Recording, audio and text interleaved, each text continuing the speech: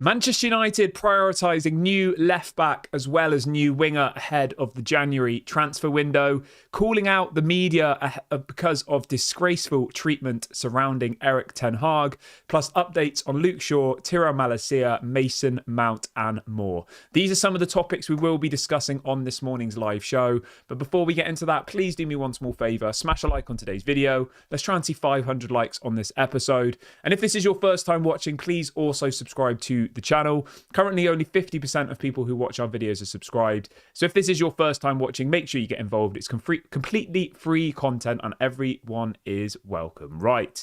Let's start the show off by talking a little bit about Erik ten Hag and about the media.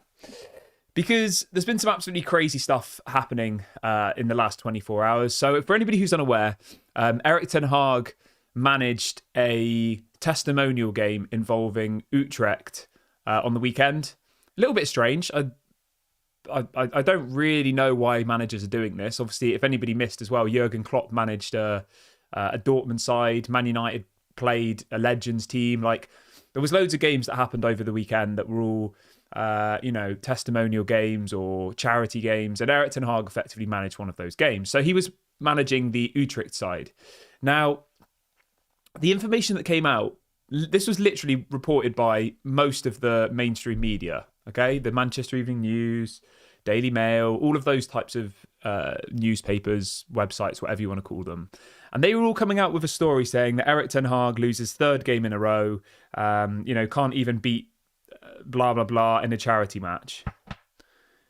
That was literally like widely reported yesterday by loads and loads of different people, all saying, oh, it's a disgrace, he can't even win this game. When actually, in fact, he won the game 2-1. And it just shows how much of an agenda the media have against Ten Hag at the moment. Maybe that's rightly so, but I don't think they're doing it from an actual wanting Manchester United to be better standpoint. They're doing it from a toxic, trying to get clicks, trying to get engagement, trying to get interaction, effectively just trying to start an agenda against Erik ten Hag. And it's been like this for a very long time. And I wanted to talk about it a little bit on the show this morning. I wanted to call it out. I wanted to, see it for what it is. And eventually, these outlets did change the headline to say that he didn't lose the game. But the point I'm making is, there's these supposedly, respectable newspapers, magazines, whatever you want to call them, online news websites, all coming out saying that Erik ten Hag loses his third game in a row. He's the disgrace. He's lost the game, blah, blah, blah. Take in mind that this was just a completely pointless charity game. It wasn't even like a professional football match. It was just a charity match. And they're literally running with this headline saying that, he's lost the match, blah, blah, blah. Third loss in a row. What does this mean for Erik ten Hag's future? Like, it's absolutely mad. And I think it's one of those things that as a fan base, we need to call out, and as a fan base, we need to really, acknowledge. But also at the same time, we need to call it out for what it is, because these are supposed to be respected journalists, and they're putting out stories that aren't even properly sourced. In all fairness, they did then change it to reflect the correct score, which was 2-1 to Utrecht. But still, I just think it's really, really bad, and it doesn't help Manchester United. It doesn't help Erik ten Hag. It doesn't help the situation going forward, and all it does is just encourage the agenda against Erik ten Hag, against the manager. It's not great really, but it's something we have to deal with. I can see some people in the chat saying they want Ten Hag to go. I don't really know what to say to you, to be honest. We've spoke about Ten Hag so many times on the channel, and my answer to this is this, right? You can spam Ten Hag out as much as you like, but I just think the people that are saying Ten Hag out haven't thought about what the alternative is. We spoke about this at length yesterday, so I don't want to go over it over and over again. But the top 5 candidates to replace Erik ten Hag are people like Gareth Southgate, Graham Potter. Like, you're honestly telling me that you want someone like that to become the Manchester United manager? For me, I don't. And for me, I think, sticking with Erik ten Hag, at least for the time being, it makes the most sense. But we'll wait and see what happens. Obviously, if he loses against Southampton on Saturday, then I don't know. I don't even know what would happen. I think it's going to be a real struggle. If we don't beat Southampton, I saw a stat yesterday that said we haven't lost against Southampton in 15 games away from home. So it would be devastating. Although we have apparently drawn 8 times against Southampton in the last 15 games. People in the chat saying bring in Zidane. I mean, Zidane would be an amazing manager, but Zidane's not coming.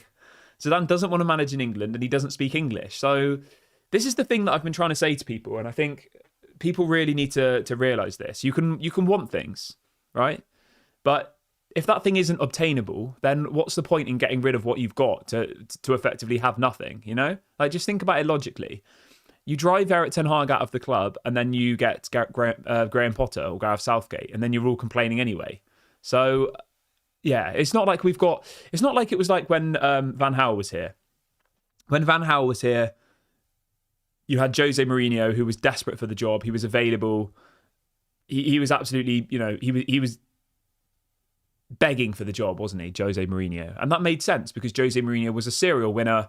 Van Gaal was playing boring football, and then Jose Mourinho came in, and it worked for a little bit, and that made a lot of sense. But at this moment in time, all of the top managers aren't available or don't want to come to Manchester United. Obviously you've got Xavi Alonso, who stayed at Bayern Leverkusen. You've got Zinedine Zidane, who doesn't want to come and manage in England and doesn't speak English. You've got Nagelsmann, who's just signed a new contract for the German national team. Like, all of these top managers aren't available. They're not obtainable. It's not like you've got Zinedine Zidane waiting outside Old Trafford saying, please give me the job, please give me the job. Like, they don't want the job. So it's all good and well, people saying Eric Ten Hag out, get Zidane, but you're not really thinking logically. You're just kind of saying words without actually, like, getting to that point with logical thought. You're just saying words. It doesn't get us anywhere. So yeah, we'll wait and see what happens with that one. But I just hope and pray that, the next kind of 5 or so games, we see a change. Obviously, lots of our players were available and did well in the international break. Obviously, Xerxes did well against the Netherlands. For the Netherlands. Bruno's done really well for the Portuguese national team. Apparently, Luke Shaw should be back for the game on Saturday. I think that's going to be a massive boost for Manchester United to see Luke Shaw back. Apparently, Malacia's nearly back. So, yeah, we're going to start getting some of those injured players back, and then there will be no excuses. Once we've got a proper left back, you've got your Manuel Ugarte available. Hopefully, he's at least on the bench for that game. That would be decent. But yeah, so obviously we play Southampton on Saturday, 12:30 kickoff.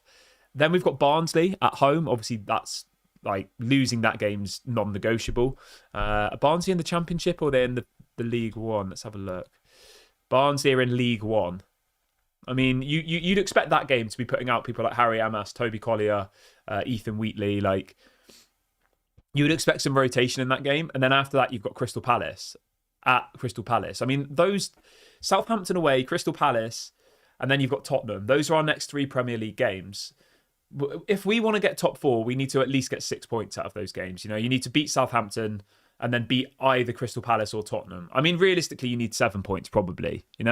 I would probably say beat Southampton, draw with Palace away, and beat Tottenham. That is kind of the minimum expectation, I think, for those next 3 games. Anything less than that, I think, is going to be absolutely terrible. If we got 7 points from those next 3 games, that would mean we'd get 10 points out of our first 5 games. So you're averaging 2 points per game, which I think's not bad. That would be, about 70 points at the end of the season if you carried on with that form. So yeah, we've got to see a massive change in our circumstances. Obviously, you can only win the first game in front of you. That's against Southampton. We have to beat Southampton. It needs to be a convincing performance. Southampton are bottom of the league. They haven't won any games yet. Their team look really, really poor. So, yeah, we have to go and do it. But, yeah, we'll wait and see how that one goes. Obviously, see what people are saying in the chat this morning. Anthony says we need players back from injury. I think most of the players back from injury will be in the next week or so. That's what we've heard. Lenny Yoro, I think, is going to be a little bit longer. Mason Mount, I'm not really too sure what's happened with him. But Luke Shaw apparently should be back in time for the game against Southampton. Whether he'll start or not, I would be very surprised. I think he'll probably be on the bench. So, yeah.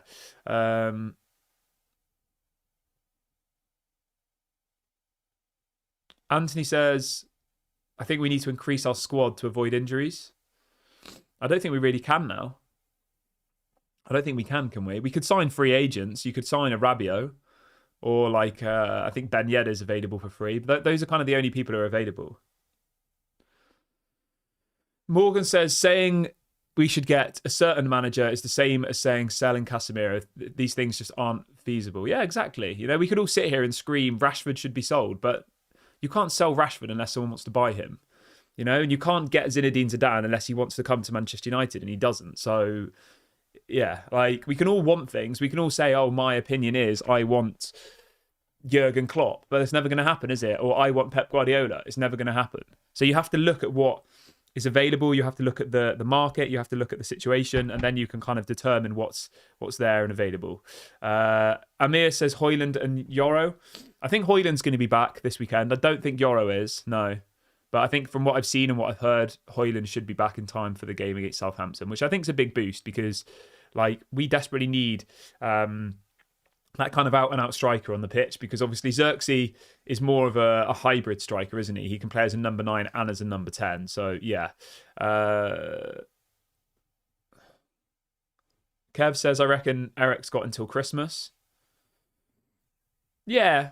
The thing is, mate, it all depends, isn't it? Football is a results business. Like, if we were to lose to Southampton, I think the pressure would be immense on Erik ten Hag. You know, if you were to lose badly to Southampton, which I think is very, very, very unlikely. When I say badly, I mean like 3 or 4-0 or something. You know, like we did to Brentford. Was it 2 years ago? We lost to Brentford 4-0 away. Like, if that was to happen again, I think it would be very, very difficult for for Erik ten Hag going forward, especially when you look at the next run of fixtures. You know, you then have to go to Crystal Palace away. That's going to be even harder. And then you've got Tottenham at home as well. Like, he has to beat Southampton. He has to beat Barnsley. He has to get at least a point against Crystal Palace, I think. And then he has to beat FC Twente in the Europa League. And then the Tottenham game, that would kind of see him to the end of the month.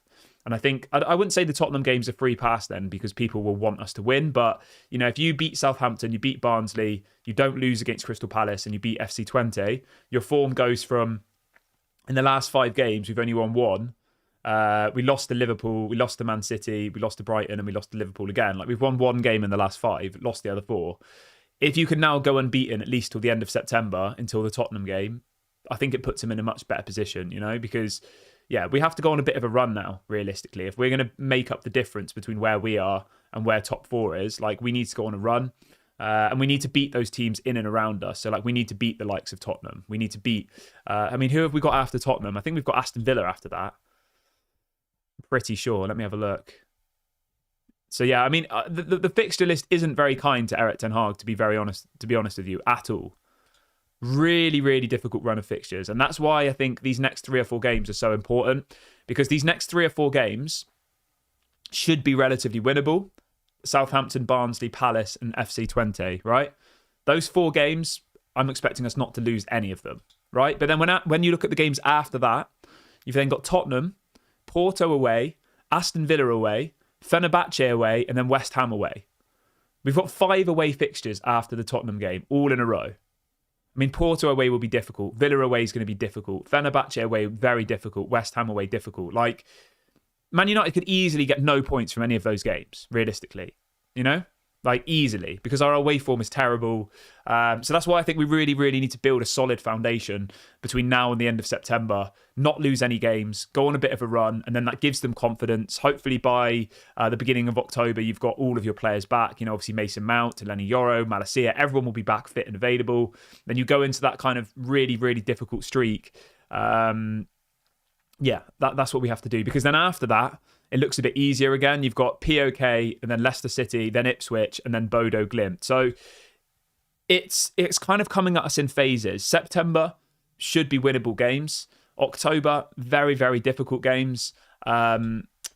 November, winnable games. And then when you go into kind of December, it's a little bit more difficult. You've got Arsenal away, you've got Man City away. So yeah, they have to look at it in phases. And I think that the make or break for me is going to be this next 3 or 4 games, to be honest with you, because realistically, if we don't beat these next 3 or 4 teams, the Southamptons, the Barnsleys, the FC Twentes, and the Crystal Palaces, how do we then expect to go and beat Porto, Villa, Fenerbahce, and West Ham all away? Like, it's just not going to happen, is it? So yeah, I think this next 4 or 5 games for him is absolutely massive. I've got a super chat coming in from Farish. Thank you for your support, mate. I really, really appreciate it. Everyone who's just joined the video, if you could do me a small favour and smash a like, that'd be really, really appreciated. We've only got 80 likes on the video so far. Let's try and see 500 by the end of today's video. And if this is your first time watching, please do also subscribe to the channel. I've just dropped a link in the chat to go and do that. Make sure you go and subscribe if you haven't already.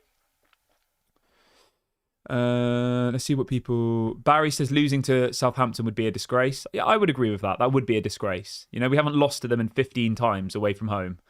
Yeah. Anything but... Yeah, I mean, if we lose against Southampton, God knows what's going to happen. What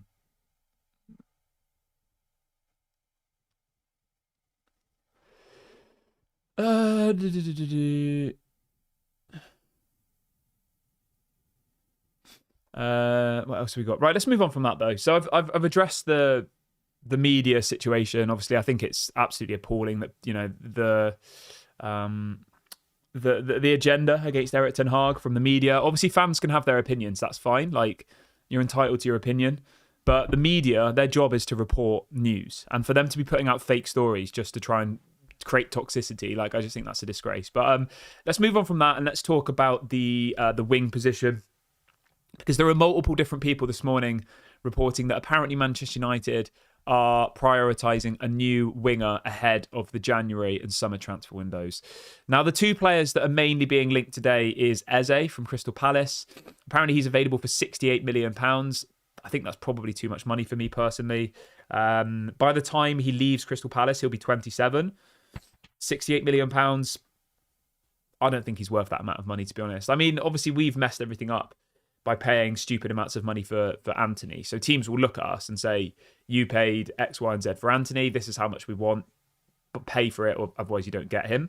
But yeah, would I like Eze at Manchester United? Yes, of course I would. But for £68 million, 27 years of age, it doesn't really make that much sense to me, to be honest. Like, you know, we're told that Ineos want to bring in young players. 27 isn't young. Like, that's in your prime.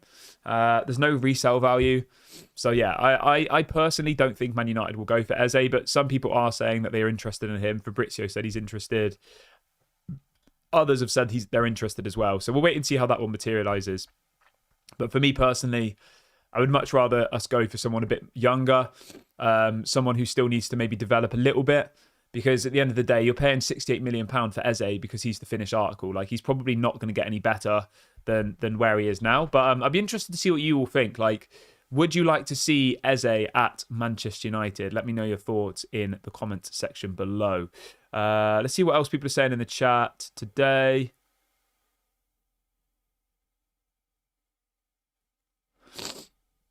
Ant says, what about Nico Williams? Yeah, Nico Williams would be an amazing option. Obviously, there's a lot of people interested in Nico Williams. I don't think we'd get him personally. Like, Nico Williams could go to Barcelona. He could go to, you know, any top club around Europe. I don't think he'd come to Manchester United in the state we're in at the moment. But maybe he would. I just think it's unlikely. People are saying we should have signed a left-back in the summer. Yeah, I mean, if Luke Shaw comes back on the weekend, then I think, you know, not signing a left back will be okay. But it all depends, doesn't it? Like, it all depends on whether Luke Shaw is fit and available. It all depends whether he can stay injury free for the rest of the season, and that's a massive if. Luke Shaw's injury record is absolutely terrible. He's missed over 50% of the games. So yeah, I don't know. I would have liked a new left back, but obviously we don't know for a fact how close Luke Shaw is to coming back from injury, and we have to trust that, you know, he's nearly ready to come back. That's what people are saying, that he should be at least on the bench for the game against Southampton. So yeah, we'll wait and see how that one goes. Ginge says, I'm not Erik ten Hag out. I just think his tactics are pathetic. But if the alternative is Gareth Southgate, then I don't know what I want. Yeah, it's difficult, isn't it? You know, very, very difficult. I've said this before, and I'll say it one more time. Like, you know, if you had someone of the caliber of a Jurgen Klopp or Pep Guardiola waiting to take the Man United job, then I think it would be a much more difficult decision, you know, whether you're Erik ten Hag out or Erik ten Hag in. But in reality, that isn't an option. Like, we're not looking at those types of managers. The options we're looking at are people like Graham Potter and Gareth Southgate. And that, for me, is a step backwards. And I'd rather give the manager more time, you know, give him, not as long as he needs, but give him enough time to actually properly implement what he's trying to do. I mean, Arteta's been at Arsenal for 6 years and they've won one FA Cup. We've won more trophies with Ten Hag in 2 seasons than they've won in 6. So when you look at it like that, like, it does take time. It's not an overnight thing, especially when you've got a new, like, you know, backroom staff. You've got new Ineos there. Like, it's not an immediate thing, is it? But yeah. Oh, God, tired today. Barry says Van Nistelrooy is on standby. I don't really buy into the Van Nistelrooy hype, I'm not going to lie. I just think, again, it's just sensationalism, isn't it? It's like, oh, he used to play for Man United. Oh, great, let's have him as our manager. You may as well get Wayne Rooney if you're going to do that. Like, obviously, I'm joking. I don't want Wayne Rooney, but if we're going to get a new manager, right, in the future, I want it to be the best manager available. And for me, Ruud van Nistelrooy isn't the best manager available. He's only managed 50 professional games in his whole career for a PSV side who mainly win the league every year anyway. At the moment, anyway, because Ajax are not very good. So, like, I'm not saying that he's not a good manager. I'm just saying, like, is Ruud van Nistelrooy the best manager available in the world? No, I don't think he is. Like, there's way better managers than Ruud van Nistelrooy. So, and the thing is as well that you have to remember, Ruud van Nistelrooy is currently the assistant manager. So he's involved in the coaching. He's involved in, the tactics and stuff. Like, the assistant manager does have a level of responsibility. He's not just stood there doing nothing. So to sack Erik ten Hag and then employ his assistant manager, like, that doesn't really make any sense to me personally, because Ruud van Nistelrooy is part of his team at the moment.